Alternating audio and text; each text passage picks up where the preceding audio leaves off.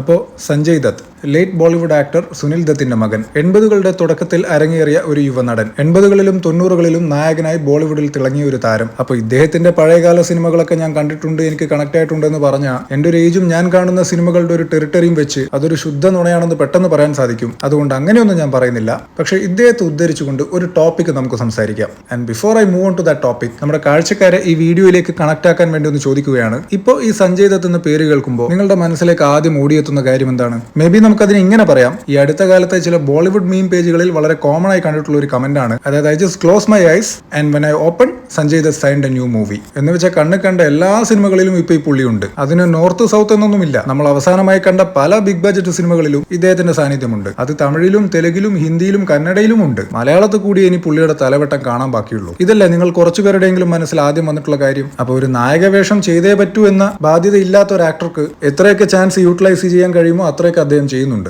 Across all the industries. അപ്പോൾ ഇത്രയുമാണ് introduction. ഇനി നമുക്ക് നമ്മുടെ മെയിൻ ടോപ്പിക്കിലേക്ക് വരാം, പ്രിവിലേജ്. ഞാൻ ഈ പറയാൻ പോകുന്ന കാര്യങ്ങൾ മനസ്സിലാവണമെങ്കിൽ ഇദ്ദേഹത്തിന്റെ ബയോപിക്കായ രൺബീർ കപൂർ അഭിനയിച്ച സഞ്ജു എന്ന സിനിമയിൽ ഇദ്ദേഹത്തിന്റെ യങ്ങർ ഇയേഴ്സ് എങ്ങനെയായിരുന്നു എന്ന് കാണിക്കുന്നുണ്ട്. അത് കണ്ടാലും മതി. ഇനി ഞാൻ ആ സിനിമയുടെ പശ്ചാത്തലത്തിൽ മാത്രമല്ല, ഇദ്ദേഹത്തിന്റെ ചില ഇന്റർവ്യൂ ക്ലിപ്സ് ഒക്കെ സോഷ്യൽ മീഡിയയിൽ കണ്ടിട്ടുണ്ട്. അതിന്റെ കൂടെ പശ്ചാത്തലത്തിലാണ് പറയാൻ പോകുന്നത്. അതായത് ഒരു സാധാരണക്കാരന്റെ ജീവിതവും ഒരു പ്രിവിലേജ്ഡ് ആയിട്ടുള്ള ഫാമിലിയിൽ ജനിച്ച ഒരാളുടെ ജീവിതവും തമ്മിൽ നല്ല അന്തരമുണ്ട്, ക്വൈറ്റ് ഓബ്വിയസ്. പക്ഷെ ആ അന്തരം എന്ന് പറയുന്നത് അവർക്ക് എന്ത് കാണിച്ചാലും സപ്പോർട്ട് കിട്ടാനും രക്ഷപ്പെടാനും ഊരിപ്പോവാനും ഒക്കെയുള്ള ഒരു സ്വാതന്ത്ര്യം കൂടിയാണ്. അതിന്റെ ഒരു ജീവിക്കുന്ന എക്സാമ്പിൾ ആണ് ഇദ്ദേഹം. അപ്പൊ ഞാൻ നേരത്തെ പറഞ്ഞതുപോലെ ഇദ്ദേഹത്തിന്റെ പല ഇന്റർവ്യൂസിലും ചെറുപ്പകാലത്ത് ഇദ്ദേഹം ചെയ്ത പല കാര്യങ്ങളും അക്കമിട്ട് പറയുന്നുണ്ട്. That contains all sort of illicit activities. അപ്പൊ നമ്മുടെ നാട്ടിൽ ഇത്രയൊക്കെ ചെയ്തൊരു വ്യക്തി എന്ത് എളുപ്പത്തിലാണ് ഒരു സെലിബ്രിറ്റിയായി തന്റെ ജീവിതം ഇപ്പോഴും ജീവിച്ചു തീർക്കുന്നത്? ആൻഡ് അതൊക്കെ ഇദ്ദേഹത്തിന് ഇനാബിൾ ചെയ്ത് കൊടുക്കുന്നത് എന്താണ്? മണി.